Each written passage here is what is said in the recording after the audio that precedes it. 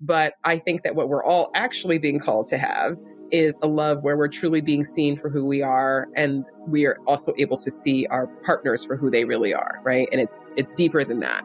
So when I say love is spiritual, it's just the literal fact that, love is not, you can't pick it up and hold it in your hand and put it in your pocket, right? It is something that is of the spirit. And it is something that, we were all born knowing how to love. I'm Brandon Vaidyanathan, and this is Beauty at Work, the podcast that seeks to expand our understanding of beauty, what it is, how it works, and why it matters for the work we do. This season of the podcast is sponsored by John Templeton Foundation and Templeton Religion Trust. Welcome to Beauty at Work. This is part 2 of my conversation with Francesca Hogi, author of How to Find True Love. In the first half of our conversation, we talked about Francesca's journey to becoming a love coach, how to live out a love-centered mindset, and how to deal with the problematic narratives in our culture that many of us have internalized about love. In this episode, we're going to talk about love as a heart set, soul set, and skill set. And Francesca offers a practical exercise that can be quite useful for uncovering and assessing our beliefs about love. Let's get started. One of the movies that was, I suppose, formative for me was Groundhog Day, which is, in a way, resonant with this, right? Because once the protagonist realizes he's got to work on himself and be a certain kind of person, that dramatically transforms his ability to, relate to others, to love others, and to actually live out a more loving way of life, right? Yes, I love that movie. Yeah. But it's so hard to see. Yeah. Because the challenge is in these experiences of failure or rejection to be able to say, all right, there's something here for me, but the message for me is not that I'm inherently incapable of love or always going to be unlucky or and so I suppose that feeling of being flawed or cursed, I suppose, is really challenging. How do you recommend people deal with that? Like when you've been, suppose, in a series of relationships where it's just not worked out, how do you, and not because of rejection, but just it seems like bad luck, right? Yeah. How do you recommend people deal with that? Yeah. Well, I always encourage them to first of all, put on the lens of self-compassionate curiosity, right? So rather than judging myself for this pattern, let me actually get curious about this pattern, right? Like, let me actually start to dissect, like, okay, yes, this has been my experience in the past, but how did these relationships begin? Then what happened? Then what happened, right? Then what happened? And start to see those patterns. And the thing about patterns, even if you have an unwanted pattern, if you can just recognize with, again, that self-compassionate curiosity, the ways in which you have been co-creating it, right? Then it's actually pretty amazing, because then you can be amazed by, like, wow, I'm very powerful because of all the people in the world. I have managed to find, the 5 or 10 people who can be the exact puzzle piece fit to this old set of beliefs that I had, right? So if you can bring that curiosity to it, then you can be a little bit more objective about it. And then you can actually start to break down, like a really simple example of this is, maybe if you have been convinced that somebody needs to be obsessed with you, right, in order to feel love, right? And so every time you meet somebody who's just completely obsessed with you, you're just all in, right? Right. Right. And then maybe that obsession turns to jealousy, and it turns to control, and it winds up being a toxic relationship dynamic, and right? So if you can say, okay, well, maybe even if I don't know what to do, I know what not to do. So maybe the next time I meet somebody who's immediately like, oh my God, you're the greatest thing since sliced bread, I want to carve your name into my hand with a knife. You're like, rather than see that as romantic, and rather than see that as a green light, be like, okay, wait, hold on a second. I've been here before. Right. Yeah. So what am I willing to do differently here? And this is going back to why, like, that foundational relationship with yourself is so important.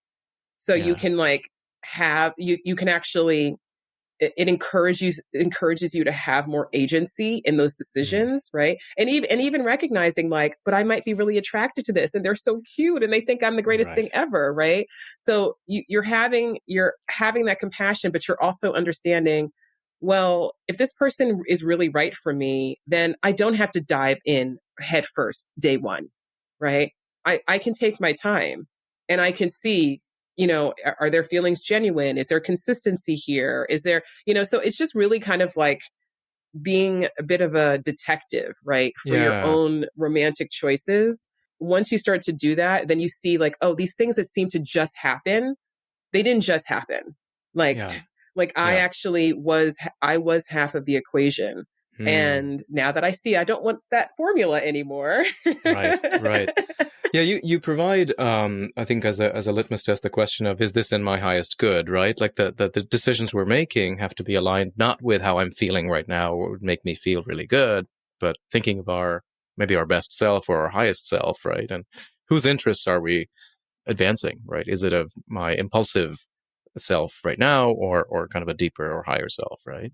Yeah, yeah. And that's the question to ask too when you're reflecting on those past relationships, which is, if this relationship happened, or if this dynamic has been repeating to teach me something that is in my highest good. So it's not to teach me that I'm never going to have love, or that, Yeah. Everyone's terrible. But if it's something in my highest good, what might that be? And just start to bring that curiosity. And it's like, okay, you'll start to get answers if you ask yourself that question from a place of loving kindness. Yeah. Something else you say is that love is spiritual, and this is the idea of the soul set. And you say when you honor it as such, you increase your connection to it. So say more about what you mean by that. Yeah. So I think, this is a big thing that I saw as a matchmaker in particular, right? It's because a lot of people have this attitude of like, I want love. I want this deep love. I want true love. Here's the list.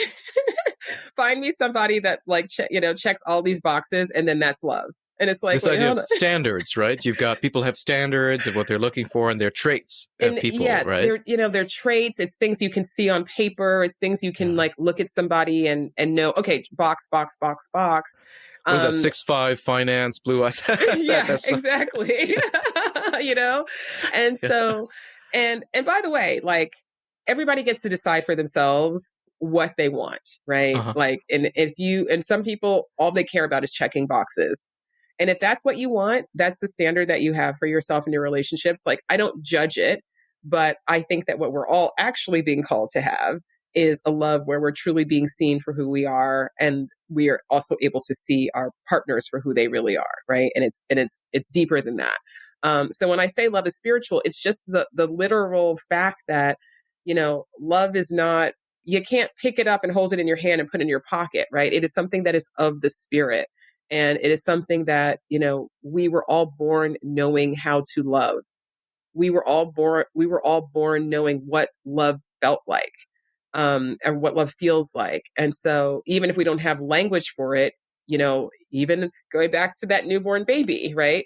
They know the difference between something that feels loving and something that doesn't. And so if you think about every other thing that we had to learn how to eat, we had to learn how to walk, how to talk, how to do all of these critical things, but we didn't have to learn what love felt like, right? And so, and even if we, when there's an absence of love, and there's the pain of that absence of love, that's also the absence is something that we intuitively feel as well, right? And so there's something bigger going on here than just, 6'5", trust fund. Like, there's something much bigger and much deeper. And when you can recognize that, the true power of love, then you actually do start to realize like, oh wait, love is truly abundant. Like, I am my own portal to love. Like, I do get like, I experience love through myself, actually, right? Even when I come together with another person, it's being amplified, but it's something that's still coming through me. And so, I think for me, a big part, and this because you read the book, it's like, I want people to feel very empowered in love, and not feel like it's this magical thing they have to like run and round and search high and low and try to get lucky at to find it. It's like, no. This is like, you were born to love. Like, this is a part of who you are on a very, very deep level. Yeah. No, I think you're right. I think there is a correspondence between what we most deeply yearn for, and then the I don't know if it's, I would say the feeling of love, but certainly the action of loving, right? Which is what I think you're also helping us to distinguish between, because sometimes what feels like love really isn't love, right? If you're in a situation of domestic abuse, it might feel like love to stay in that relationship, or but I think we have a deeper knowledge. There's an old classical understanding of love, a definition of love as willing the good of the other, right? So there it's already an action of the will, and it has to do with something objective, right? Which is, and you can say love for yourself is willing what is in my highest good, right? Even when I don't feel like it, and it's hard, and I got to work at it. But unless you do that, you can't really lean into that source of love that I think you're saying we need to operate from that perspective, right? Yeah, exactly. And one of the things you say is that unconditional love is real, but unconditionally feeling love is not, right? Yes. And so I think that's how do we do that? I mean, I think that's one of the things I've been wondering about is, can we just sort of force ourselves to love ourselves? So do we need somebody outside of us? Do we need an experience outside us? Do we need it modeled for us? Do we need an imagination for it that has to be like triggered outside, or is that something we can just somehow come up with ourselves? Yeah. I mean, I think it's, if it's not modeled for us, and look, and our relationships obviously matter, right? Yeah. And so, yeah, the more, if you imagine a child who grew up in a very loving household where love was something that was modeled every day, then it is probably going to be easier for that child to access that feeling of love and that practice of love within themselves versus somebody who did not have that. However, even the person who grew up not having that modeled and didn't have those loving relationships to really foster that at a young age, they still have the same portal to love inside of them that we all do. And they still have the same ability to treat themselves with love as we all do. And so I think that it helps, right? And the more that we can all understand what it means to be loving, and the more that we can make that choice to be loving to everyone in our lives, the more we are helping to normalize love, in the world, which helps everyone, right? It's a rising tide, raises all boats. But I do believe that we all fundamentally have that potential within us. But is it, just realistically more easy to access for some people than others? Absolutely. Mm-hmm. Yeah. Yeah. Now you do talk about skills that are needed, right? And this fourth dimension of yours is a skill set, and I think that's one of the things that your book is able to provide, and your coaching as well. Could you say more about this quote that really struck me? You said, "If it's hysterical, it's historical." Yes. Isn't that the best quote? It's not mine. It's not mine. I don't know. I don't know who originally said it, but I think it's so important for us to have humility, because we are so indoctrinated in our society to be like super logical. It's like you ask somebody, why did you do that? And they're going to tell you the reason, and they're going to know. It's like, yeah. It's like, you do not know 90% of your motivation for anything, right? No. No. Like it's just this reminder that, like, first of all, there's something deeper going on here, right? And so when you're having these strong reactions to things, having, again, that self-compassion to say, okay, there's something much more going on here, right? Like, and another thing I say in the book, which is like, a trigger, if there's no bullet in the chamber, a trigger it's a non-event, right? Right. Yeah. And so it's those bullets that we're carrying in our respective chambers that when they get triggered, if we're not recognizing, oh wait, there's something in me, right? that actually I should probably address here, versus only being focused on the other person. And it's like, it's your fault and you did it and da da da da. And it's like, well, hold on. There's something deeper going on here. I mean, I just want to live in a world where we all take a little bit more responsibility for ourselves and not be so quick to just blame everybody else for everything. Yeah. No, it's absolutely. Yeah. And I mean, it's one of these things where I think my wife and I survived a lot of these disproportionate recurring reactions in our romantic lives. But we find when we have children, oh man, there are a lot of triggers. Yeah. And they evoke a lot of crazy reactions from us. And we wonder, like, what the hell did I just become there, and why? Right. So it's crazy. Yeah. One other thing you talk about is opening your heart. So you say the scarier it feels to open your heart fully, the more committed you must be to doing just that. Talk about that a bit, because for a lot of people, they feel like I've closed my heart, I can never open it again. What are the skills that you might recommend? Like, how do we do that? How do we open ourselves once we've closed ourselves off? Yeah. I'm going to sound like such a broken record here, Brandon. It's all right. But first of all, we really do have to start with that self-compassion, right? Of saying like, I closed my heart because that's what I needed to do in order to feel safe, right? In order to survive, in order to get through what I was going through, right? So it's not a judgment.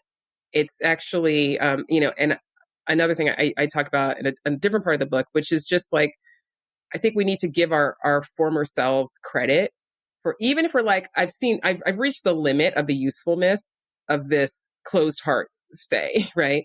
But I'm also going to give my younger self credit for the fact that they did the best that they could and they figured out a way to function so that they could cope with life at that time, right? And so a coping strategy is to close your heart when it feels too painful, you've been too disappointed, you've been too hurt. You got to give yourself that kindness and that grace for the fact that you made that choice. And now you can also give yourself the gift of setting an intention of, but I'm actually ready. I'm actually ready to open my heart. I'm actually ready to experience a deeper, a higher level of love than I ever have before, right? I'm ready to be more vulnerable. And that takes courage. So what can I start to do? Like, what steps can I take? And, and this is another thing about centering love in your life holistically, rather than just like, I'm going to, expect romantic love to come along. And now I'm going to like be open-hearted and I'm going to be vulnerable. It's like, no, how can you start to practice that in every way, right? What does that look like? How can you be more forgiving? How can you be more, this is a really basic example I give in the book, but it's like, even when people are like, oh, how are you doing, Brandon? You're like, fine. Right. Like, okay, like, hold on a second, can you start to say, well, actually, I've been having kind of a rough time lately, or actually, I've been having a great time lately, right? So it's not like it's all bad being vulnerable. Right. There's vulnerability in, sharing the good as well. So even just like giving yourself that, noticing all those opportunities you have to start to be a little bit more vulnerable, to start to be a little bit more giving, to notice where you're being unforgiving, right?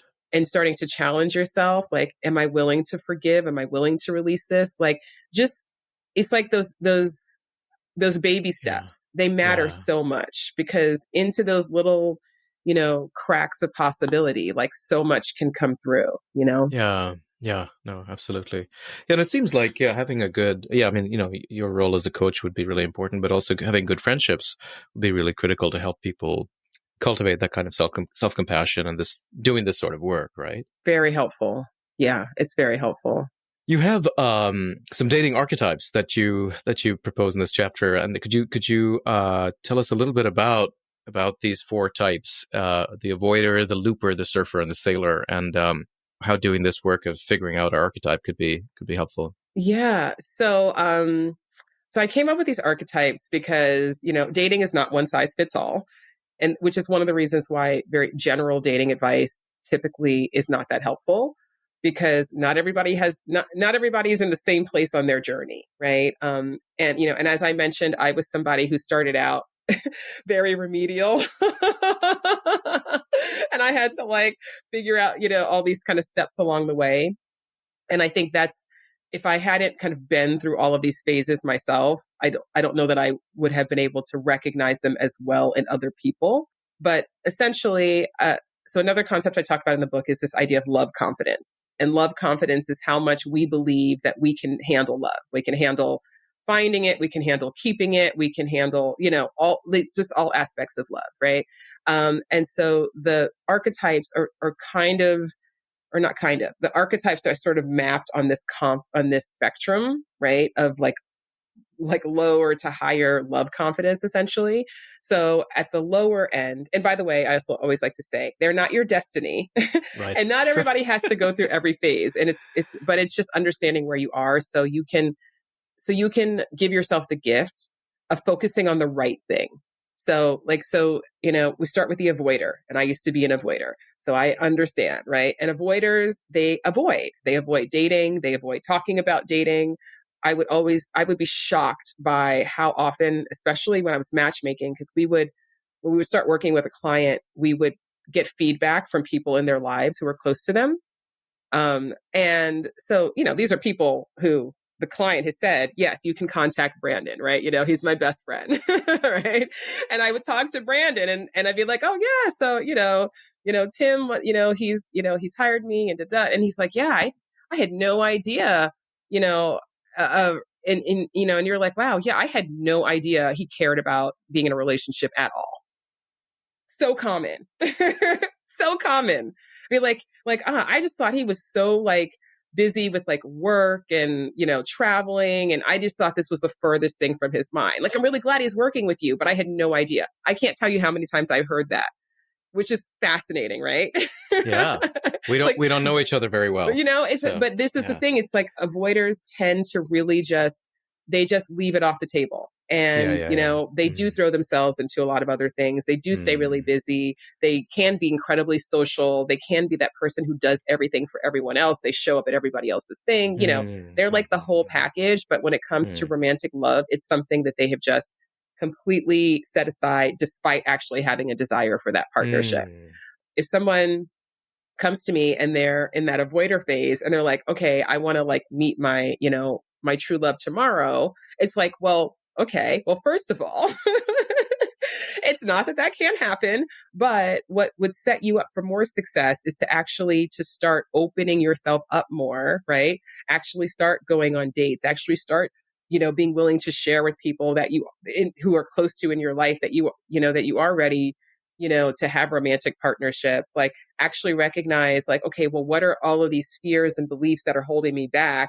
And let me address those, right? Because that's what's actually going to put me in the position to start to open up to have the relationship I want, right? So that's the avoider.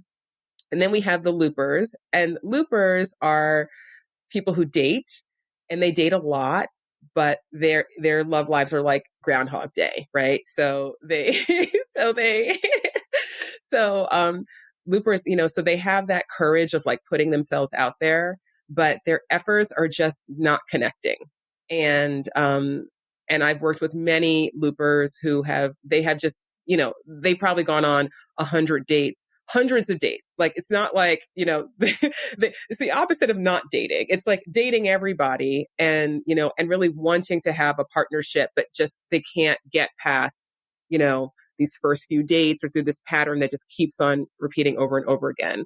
So with loopers, it's very important that they understand like, okay, let me take a step back. There's something I'm not seeing here. Right. So with that self-compassionate curiosity, how can I start to take these blinders off? What am I prioritizing? What do I actually need in a relationship?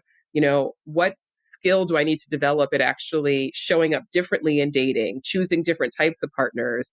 And so again, it's really like a lot of skills, needed to really be developed to break that pattern and to bring that curiosity to like, okay, how did I get here? And why does this keep happening to me? Right. So they can break that loop. And then next are surfers. And I think of surfers as they are just romantics, right? Like they know like that heat of like chemistry and attraction. And it's like a surfer who's like on the beach and they see the perfect wave and they're like, yes, I am all in. That's my wave, right? And so surfers tend to really dive in.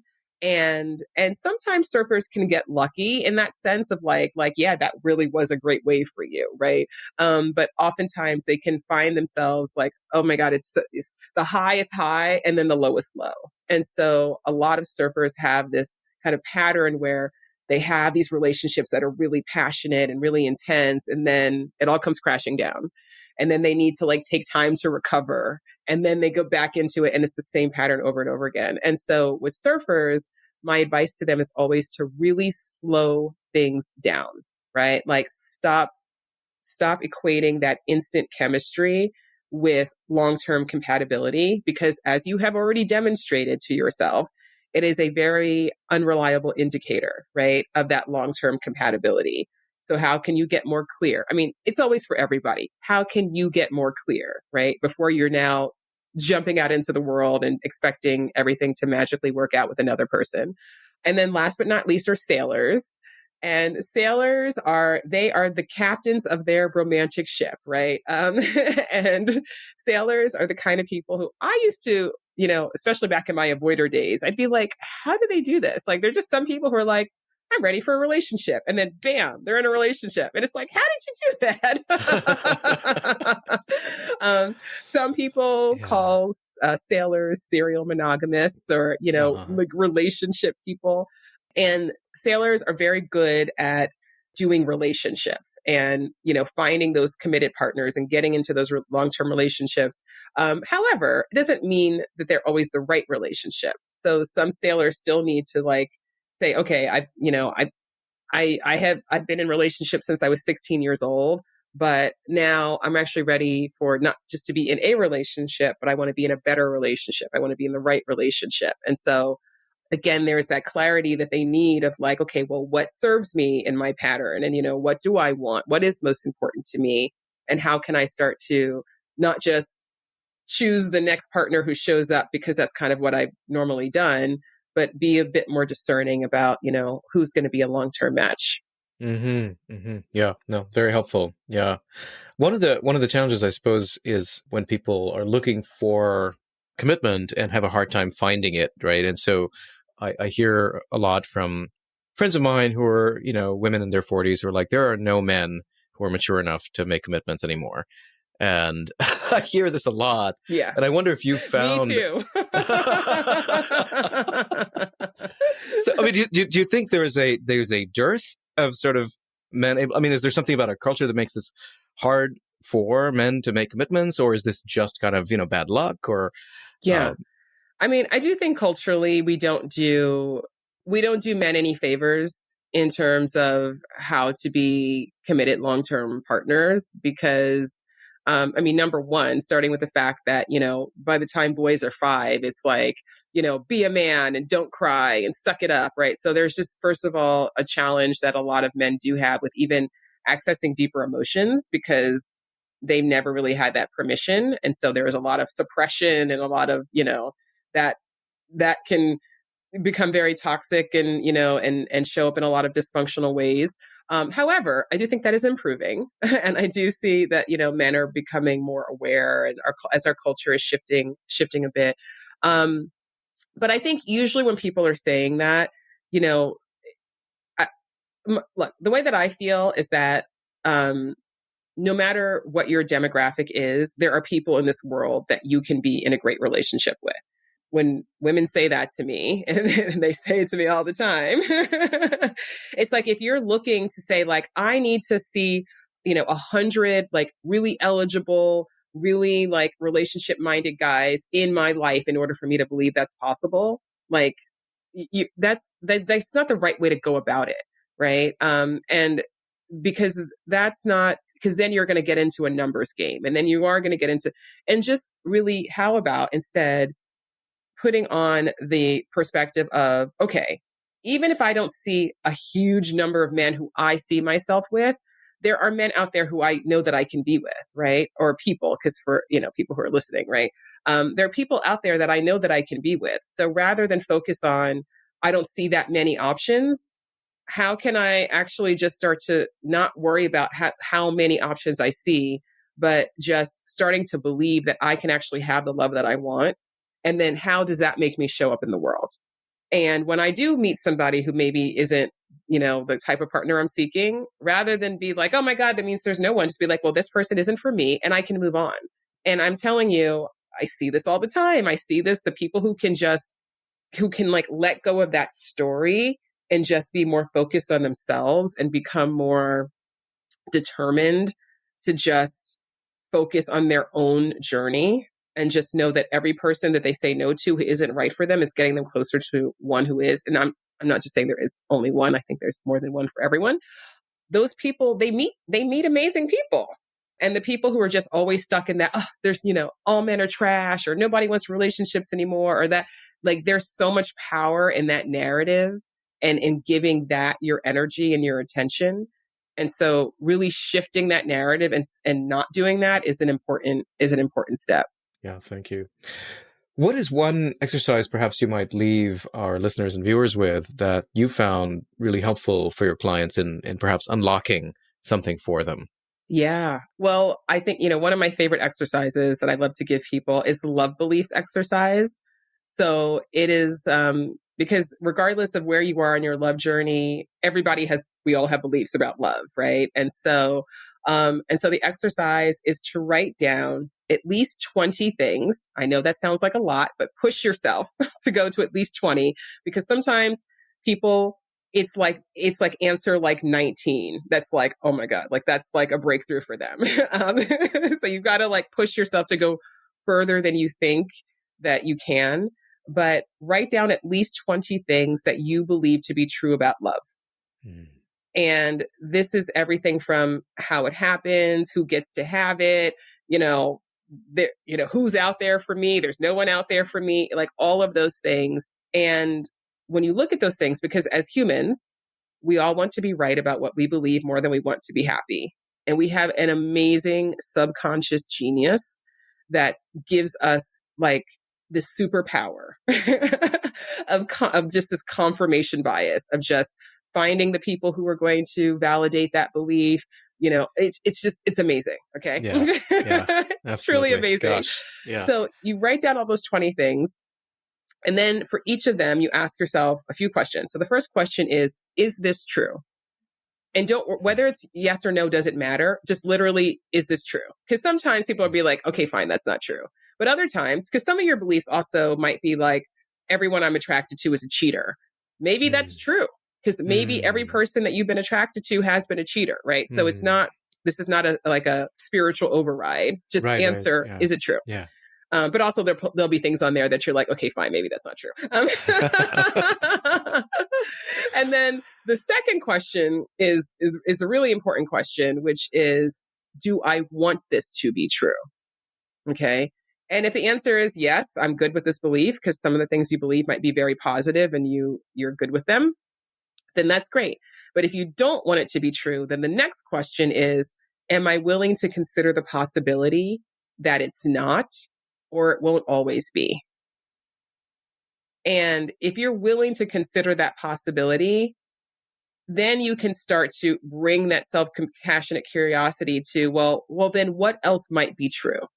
And so really quick, the example that I give in the book is that I used to have this belief that boys didn't like me, right? So this is what led me to be this like avoider, right? And there's a story behind that. There was a boy. Yeah. He didn't like me. I called him up on the phone. He said, no offense, but I don't want to talk to you. And that was like, oh, okay, boys don't like me. That was like, that was a decision that I made that became a belief that I carried into my adulthood, right? And the reason that I kind of stumbled upon this beliefs exercise is because one day I was just like, the thought came to me, boys don't like me. And I was like, I had been thinking that for like 20 years, and it's like, maybe, and then I'm like, well, there's a lot of boys that don't like me, because I was really good at only being attracted to boys that didn't like me. So that was absolutely my bias. Right. And I just was able to say, well, there's definitely a lot of boys that don't like me, but there have been some boys that have liked me too. Right. So maybe this isn't true, right? Maybe. And so just starting to question it, then the narrative started to fall away, right? The point wasn't then, well, every boy likes me. Like, no, right? Right. What I would rather be true is that there are lots of great guys who I would also like, who like me, right? That's what I would rather be true. So when you're asking this part of what rather be true, it's not like this fantasy scenario, right? It's like, no, realistically, right? What would rather be true, going back to the cheater scenario, is that there actually are monogamous people who don't cheat. And I could actually be attracted to one of them or some of them, right? What I would rather be true is that I break this pattern of being attracted to cheaters, for instance. So that's just a little way to start with bringing that curiosity and then letting new information come in, so you can start to form beliefs that serve you. Because then once you have beliefs that really serve you, then everything becomes easier. Amazing. Wow. Francesca, thank you so much. This is a fun book with lots of practical advice and a lot of wisdom. Where can we direct viewers and listeners to your work, and anything else you would like to draw to our attention? Thank you so much. Well, people can check me out at my website, which is francescahogi.com, and you can learn more about the book there. I have a series of classes that actually February 15th, they start, is the first class, and they go through April. And it's called the True Love Class Series. It's the second year in a row that I've done this. And even if people are listening to this after the 15th, you can still join because all the classes are recorded. So you have replays. But this particular series is really about meeting people in this cultural moment that we are in. You know, things are challenging, you might have noticed. In our culture and our dating culture. And I actually do think things are going to get better. I think there's a new paradigm that's coming in when it comes to dating and relationships. So it's really about setting people up to know how to navigate that with as much grace and ease as possible. So people can learn more about that at my website, francescahogi.com/classes. Awesome. Thanks again for joining the podcast. It's been so great talking to you. Thank you so much for having me. This has been awesome. All right, folks, that's a wrap for this episode. If you enjoyed the episode, please share it with someone who would find it of interest. Also, please subscribe and leave us a review if you haven't already. Thanks, and see you next time.